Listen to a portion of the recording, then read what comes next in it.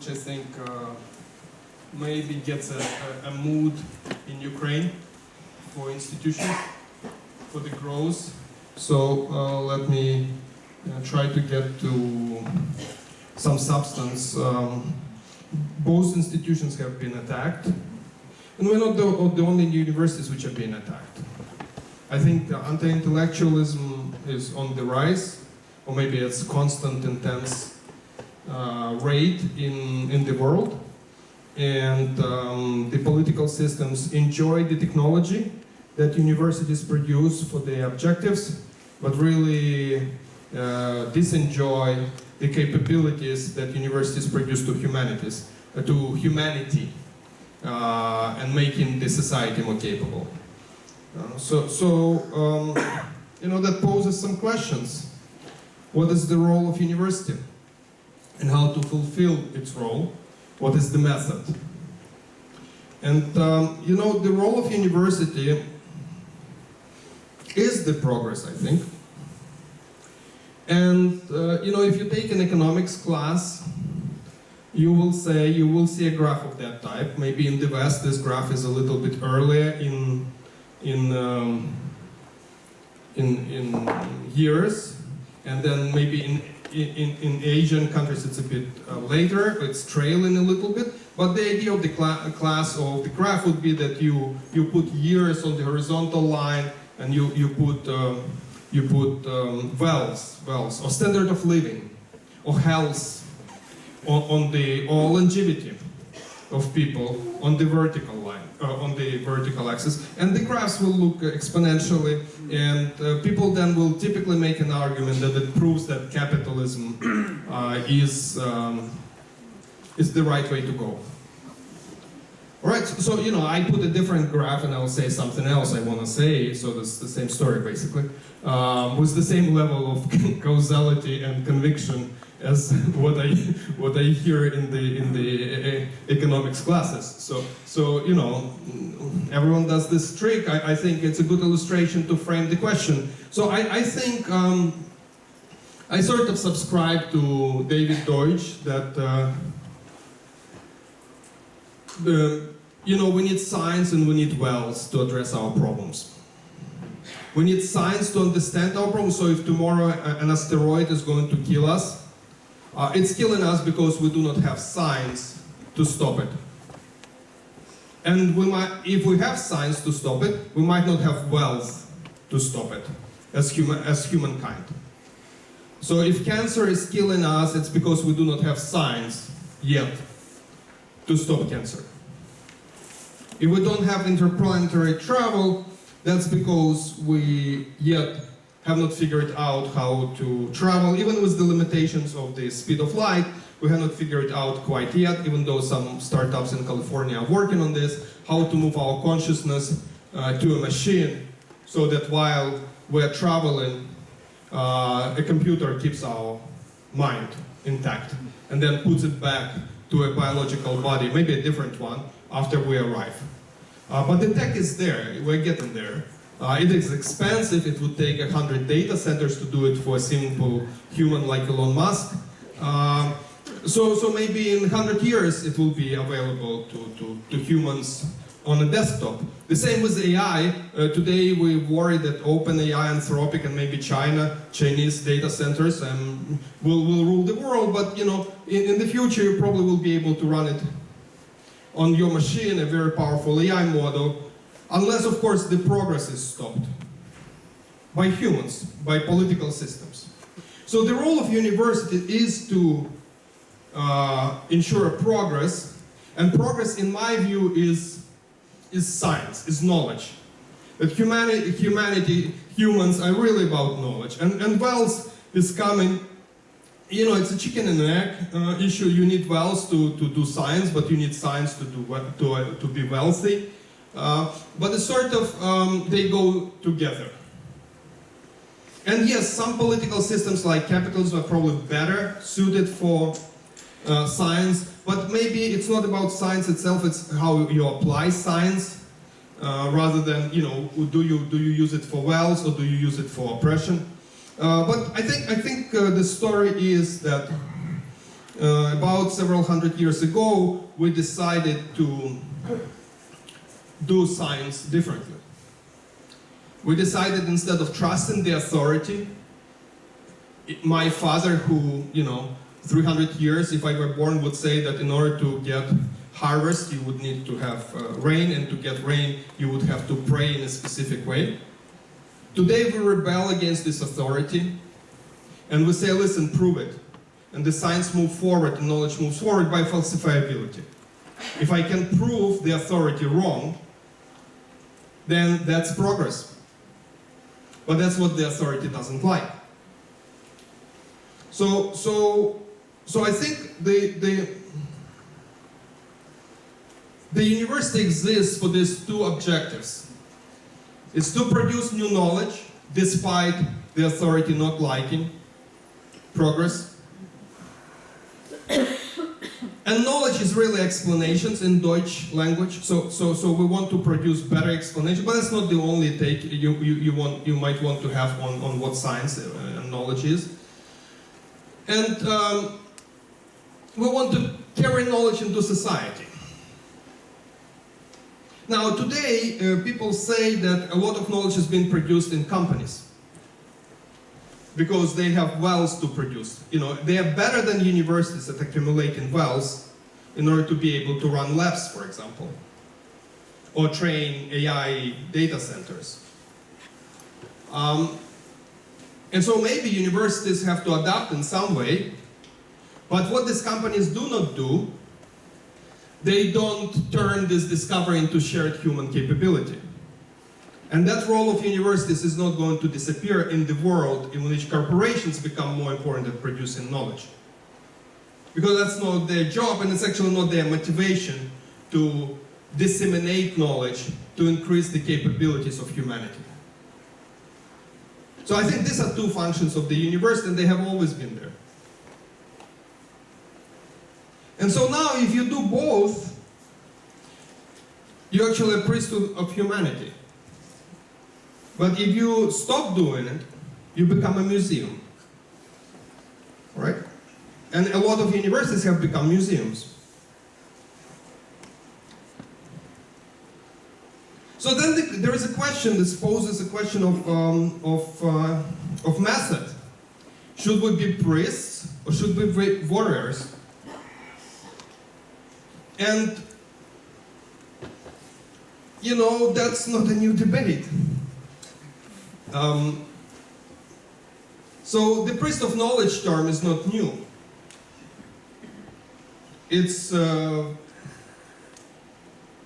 been long recognized that the idea is it's a scientific monastery. We go away from the society. I do my PhD for 5 years. I take my time away from real life to think and to hold knowledge there. And people who are worthy come to top universities around the world and isolate themselves from the society to become knowledgeable.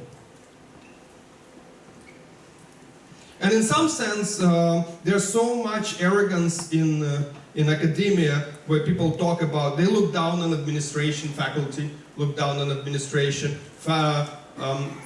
fundamental fields look down on applied fields look down on more applied fields, super applied fields look down on policy schools look down on professional schools, and it goes on, and everyone is looking down on everyone, forgetting the mission. So our view at KC, by necessity, not by some deep thinking and committee discovery or testing, is that we basically were bankrupt in 2016, and we had to become useful for the society in some form. So because no one wanted to join us, we had 12 students left, and no one wanted to fund us. And so, I was showing slides earlier to our rector, Tymofij, and said, yeah, you can see that the president is speaking, because if university stays neutral in a fight, well, yeah, it doesn't keep us pure, but no one wants to fund us, so we're not going to exist. And unfortunately, you need to be funded to produce knowledge. That's reality. If you're not funded, you can produce knowledge. You can stay pure, but you will not produce knowledge. You will coast on the knowledge you have produced. All right, so that makes universities vulnerable. So, you know, Ukraine and TEC have been in a systemic crisis, and it forced us to sharpen our purpose. And, you know, I think we're a combatant university. You know, we do all kinds of violations of standard rules, we do all kinds of innovation, and maybe I'll talk a little bit about this, but the main point here is that if you are in crisis, your learning is much faster.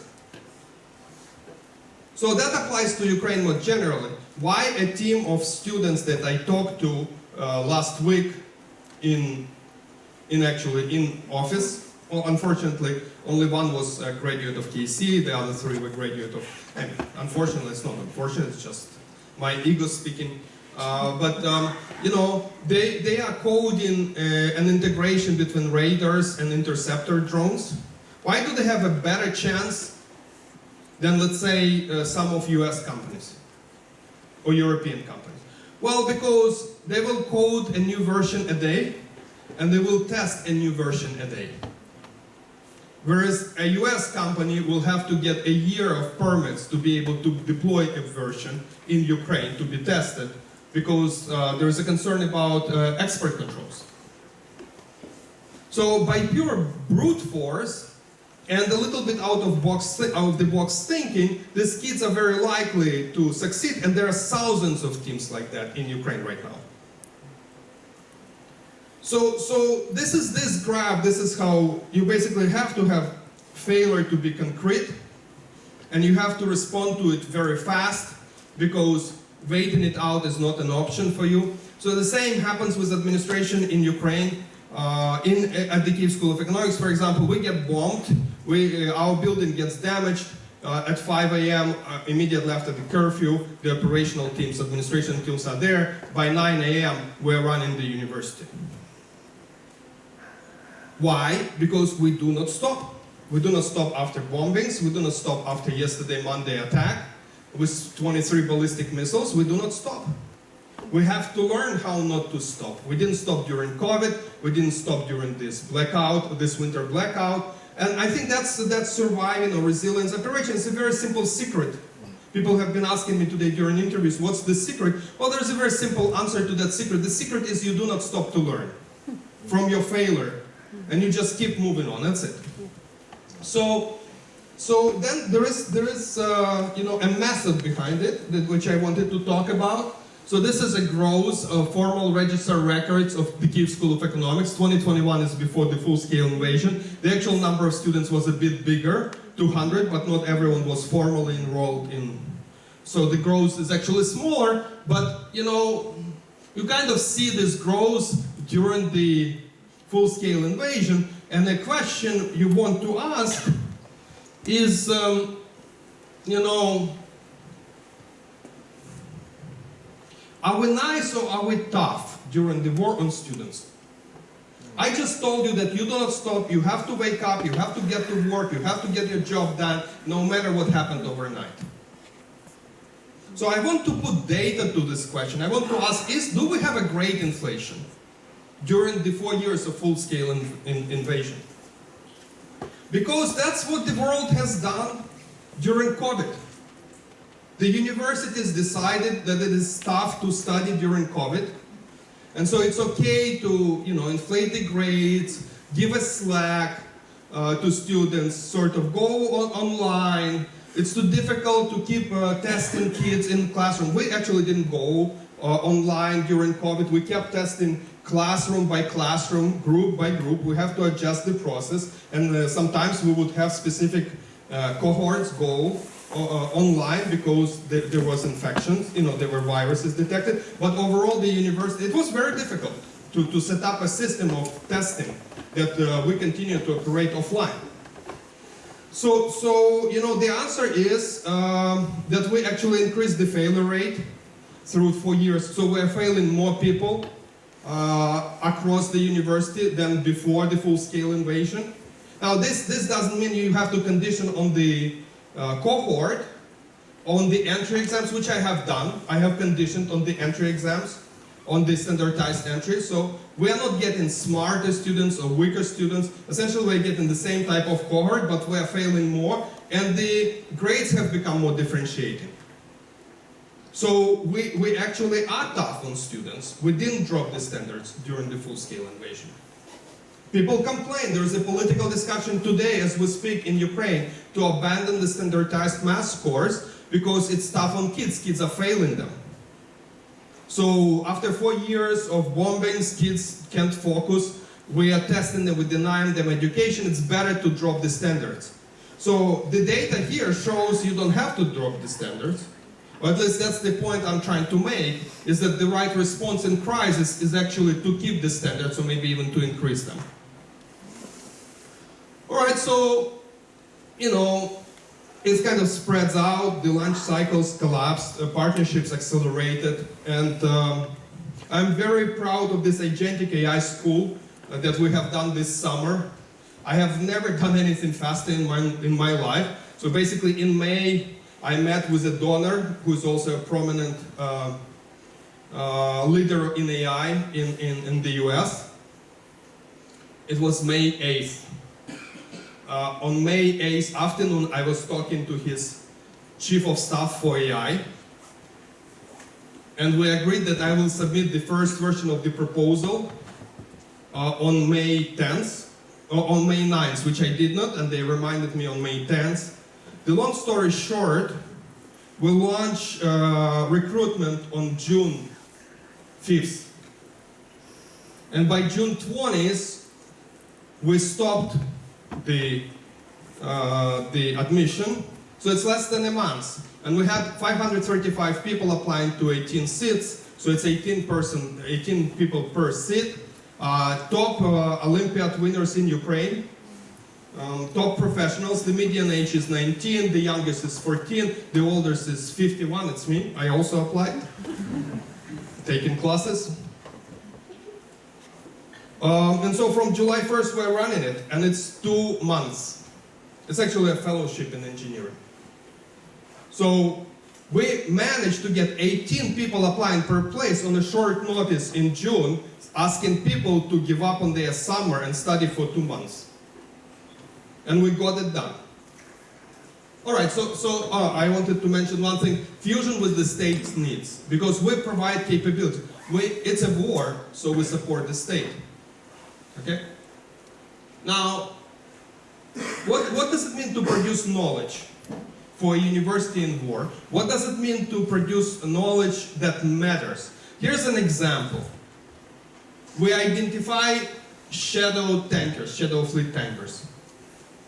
And we submit them to governments around the world, and they get sanctioned.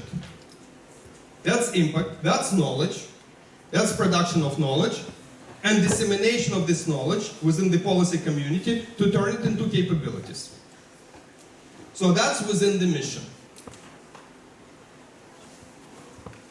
All right, we come on the communication attacks, how we defend. We turn it in data sets, and we have AI innovate on defense. And in my view, it is working. So you can turn everything you are doing in in knowledge production.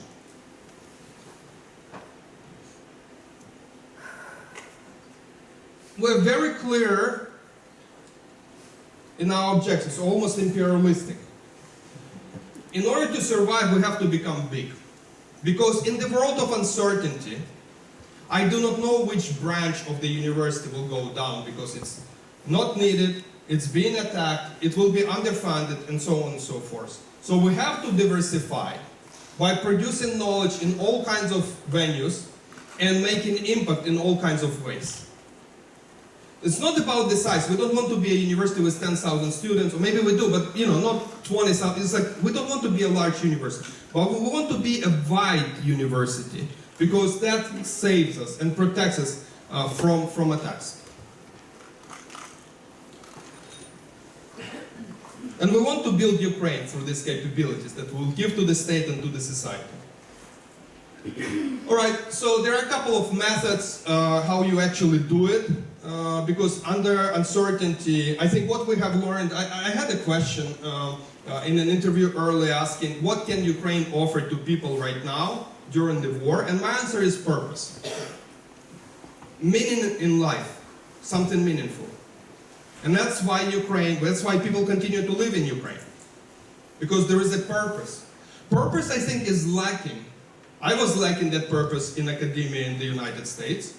I might not be I might be a typical case, but I think a lot of people, lack purpose in life.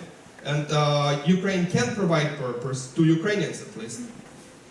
And then the second type is that you have to understand what you're strong about. If you don't understand what your strengths are, you have to be very explicit, very clear about your weaknesses and your strengths.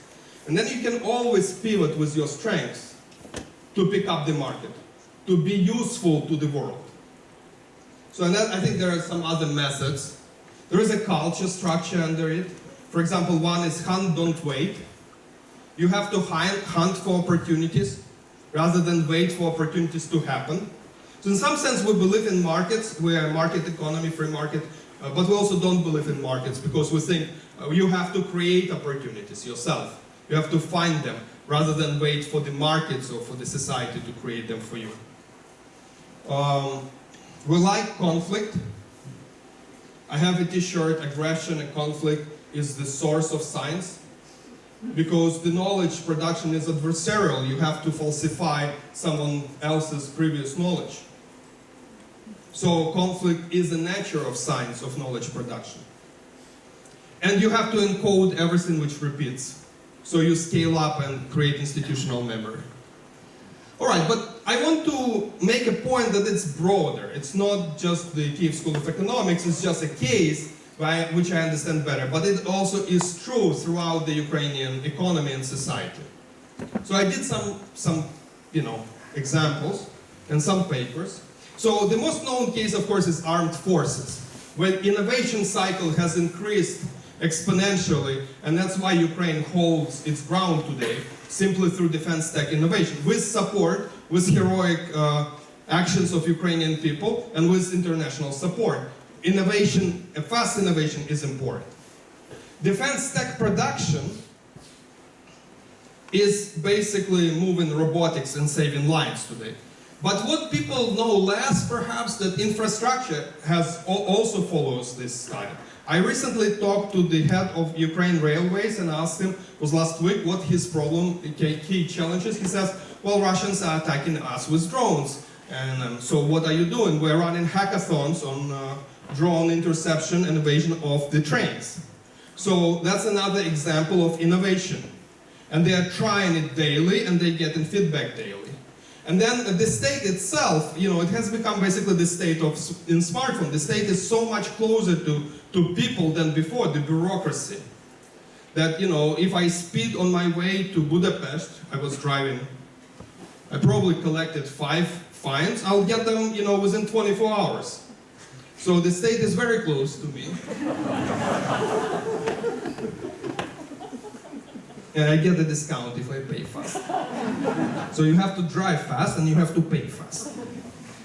And then the rest goes to the KSC. Because there's per diem. So I use per diem not to eat, but to pay my fines.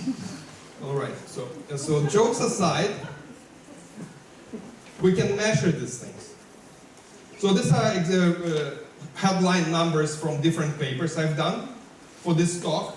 So one example is on the left-hand side. So you can ask, that's from the data provided to me by our rectors and sociologist team at KSC. You can ask whether self-reliant Hromadas communities before the war are doing better during the war. The logic here is that Ukraine is built on self-reliance, on this quick organization, on learning at the source of failure, not through the state. Okay?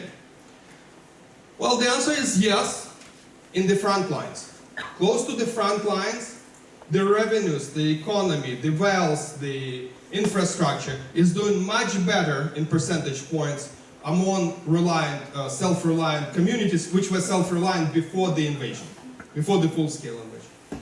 Surprisingly, it's not true in the rear. In the back, socialism still rules.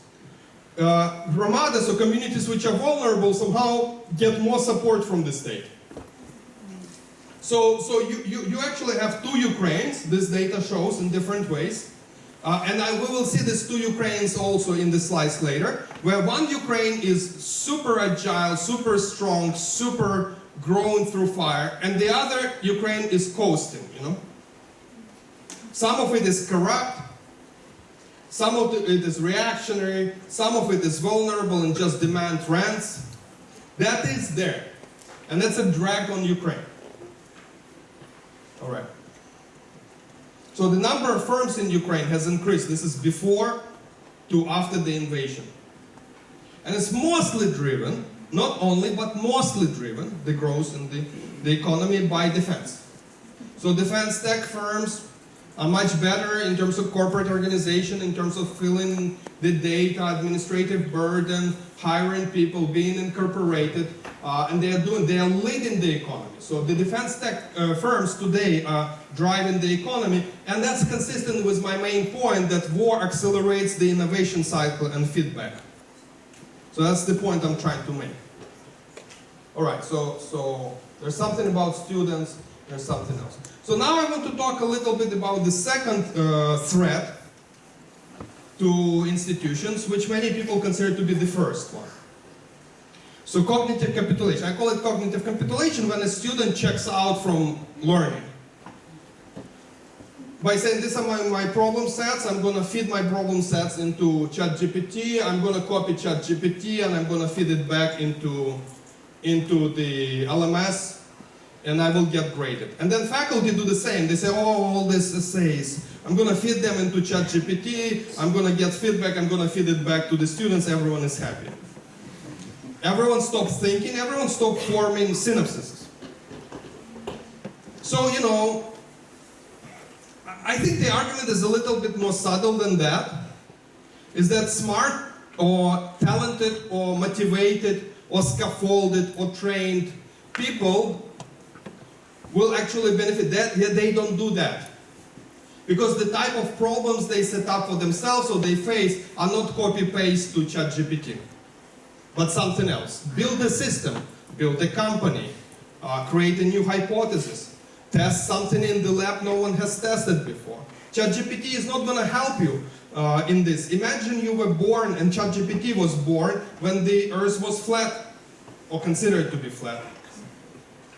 When you ask a question to ChatGPT and say, well, you know, but the Earth is not flat. Well, ChatGPT would convince you that the Earth is flat because it has been trained on the data that the Earth is flat. And that brings me back to our original thesis that the value of universities is produce new knowledge. So new knowledge is going to contradict ChatGPT. But everyone is outsourcing the cognitive load to ChatGPT, including researchers. So does it mean we will stop learning as humanity? Well, yes and no. In the world in which the Earth is considered to be flat, how would you use ChatGPT in order to prove that it is not? You would start talking to it, what are the proofs, what are the falsifiable hypotheses, what is it that the evidence you are using? You would go deeper and then you would test it. You would ask ChatGPT to structure the arguments why the Earth is flat and the falsifiable hypothesis about what you should observe in the sky or elsewhere. And you would prove them wrong. And that's how you would build this knowledge, and this knowledge would be built even faster. So I think the top talent, the top motivated people, the top scaffolded people, the top trained people are exactly doing this with AI. They're using AI today to build falsifiability for themselves so that they can, either in business or in science, they can multiply their efforts to learn. Whereas people who are not as well trained, not as scaffolded, these people are basically outsourcing. Now, this is going to strike both of university jobs. Spreading knowledge, do students surrender, and producing knowledge, do faculty surrender. But I think this is the crisis of university. I think it's a second crisis because everything I talked before, the war or authoritarianism, is the first threat. We don't address that. It's not an issue if AI will kill universities or not. Because the governments will kill. Maybe foreign governments, maybe domestic governments, but the governments will kill the universities first before university will have to face the AI issue. So I think universities are still in the position that they have to defend and fight. All right, so now I wanted to be kind of tongue-in-cheek. So I'm going to argue against cognitive offloading of knowledge production, and therefore I'm going to use AI to produce knowledge for this talk. All right? So I'm going to argue that we can replace faculty today because I can write papers with AI. Or at least I can test hypotheses and I can analyze data. Judge for yourself. This is, I've written 4 maybe not very good papers because they were rejected by AI refereeing. So AI first write papers and then it referees itself, and I got rejected as a good researcher. One referee gives you, this reviewer number 2, so reviewer number 1 gives me a major revision because of identification problem, and if reviewer number 2 by AI, which has written the paper, rejects itself and saying, listen, this is not interesting, this is not new. So it first writes the paper, and then it rejects itself because what it has written is not interesting. I think it's fascinating, and you can do it in 30 minutes, okay? So this is an agentic research pipeline, which you can run.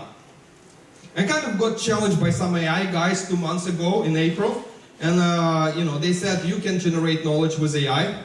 I said it's a philosophical question. They said no, it's not a philosophical, it's a technical question. Can you scaffold AI that it will create falsifiable hypotheses which are new, and you can test them on the data without basically human? And then I had a lunch with Roger Myerson. He's a Nobel laureate in game theory and head of our academic board. And I went to Chicago to talk to him about this issue. And he said, come on, that's not going to work.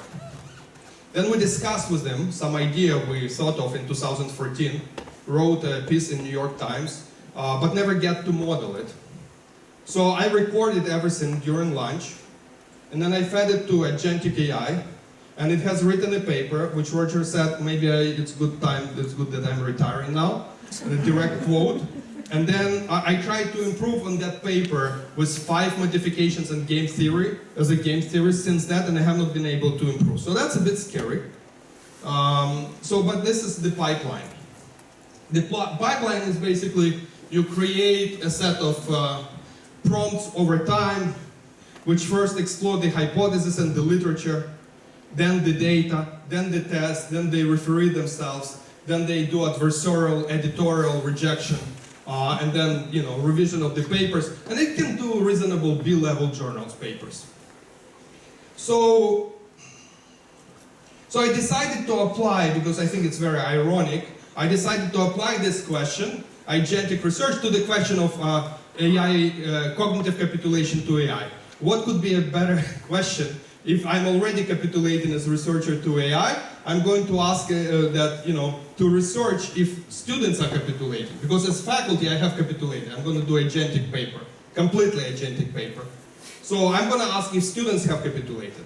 So what we did is, first of all, I didn't want to think, how do you catch, I didn't have time, because I'm driving here, so AI has to do the job, I would prefer the world in which AI is driving and I'm thinking, but we're not in that world. So I'm driving, AI is thinking. So what is the question for AI is, how do we catch students at the Kyiv School of Economics who are cognitively capitulating? What is the evidence? And it suggests two different tests. They're very simple. So you kind of know when ChatGPT came out, and so it was several years ago, and you know that in February, agentic AI came out. So these are 2 structural changes which are exogenous to students. So you can try to look at the data before and after. So what do you look at? So imagine students are all doing AI instead of thinking.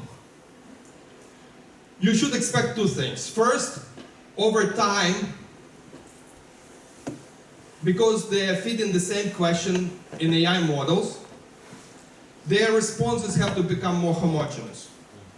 Again, if you have a large university population, let's say I have 20,000 or 40,000 submissions of problem sets, essays, from the Kyiv School of Economics over 4 years. They, statistically, the answers have to start looking closer to each other. All right, so that's one test. And the second test is they have to start doing better on the tests which are not human supervised, which are not in classrooms. Right? If you're writing a project at home, then this dispersion between different students has to fall relative to them defending their thesis in classroom, right? Or the essays, the third one, the essays have to be more homogeneous relative to their feedback on the faculty. Because they're not yet writing, because they're pissed off at the faculty, they're still writing it without AI. Because the AI will be more polite when they are writing feedback about classes, at least among people who are negative on faculty. So this is the variation in the data which you can look for, okay? As AI models roll out, you can start asking this question, do we see more homogeneity on this writing of students? And if we see, that's a sign of cognitive capitulation. All right? All right, so the result is not surrender, but inequality. So what we see that smarter kids, or more, not smarter is the wrong way, people who have better grades at the entry, they're prepared, they have better grades. They're actually performing better. There's more diversity, there are higher grades, there is less homogenization. And you look at kids who are maybe not as trained when they enter the university.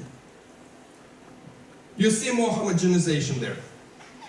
So it is consistent with the inequality story rather than surrender. It's consistent with the point that people who are well-trained, well-scaffolded, well-motivated, those people benefit from AI. AI multiplies them. They learn better. But people who are not as prepared, they're going to be worse off because they'll start copy-pasting. That is consistent. I cannot prove it, but it is consistent. I cannot identify it quite yet, but it is consistent. If that turns out in the future to be true, what it means is that universities have to uphold the standards. And that was my early point, that under crisis, you actually have to double down on the standards. Right? So what do we do if we face this AI offloading for some students? Should we abandon measurement as politicians suggest? Well, it's interesting because we did find capitulation in some subfield of the data in the graded assignments. Ungraded assignments, there is no capitulation. So it's not really an issue of time, that kids are stressed for time. It's more like if you are grading them, they don't want to risk it. So I'll give you an example, an anecdotal example, which is consistent with that. We have a CFA challenge, international winner team at KEC. This year they won Ukraine, and I don't know, maybe they won non-Ukraine, but something international. Anyway, they won something. All right? And they're very smart. They clearly presented it, debated, defended it, so it was not AI-driven. So a think tank, a prominent think tank in Ukraine, wants to interview them and hire them. So they take one of the teammates, and she's been interviewed online, and she has put ChatGPT audio, and she was responding from ChatGPT. So she failed the interview, and she sort of get a black mark reputationally, because it's academic integrity, all kinds of things. But she is talented. She performed well under real pressure on the international stage. But when the stakes became even higher for her, career-wise, she succumbed to capitulation. And it is consistent that if we measure people, at least that's what our data can't reject the hypothesis that if we measure kids, they offload to AI. But if we don't measure them, they don't.